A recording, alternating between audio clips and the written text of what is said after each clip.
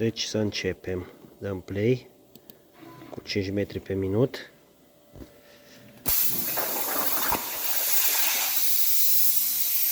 Ia repede acolo.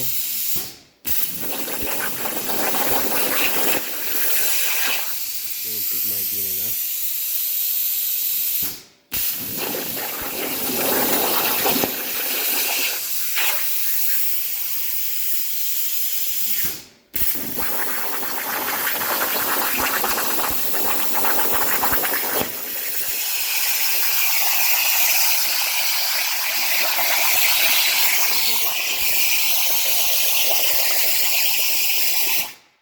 Bun, asta așa arată tăietura.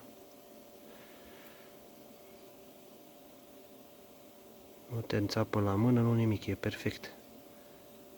E ce trebuie. Foarte puțină zgură, dar foarte puțină. Așa. Aici mai trebuie un pic. Dar e plasmă totuși, frate, nu e laser. Aici mai trebuie să mă joc cu vitezele astea de aici, de la găuri. Da. Aici avem exact cât trebuie să fie, 10 cm, adică 100 de mm pe 100 de mm. Are foarte puțină toleranță. E perfect, e ok. Plasma Gheretu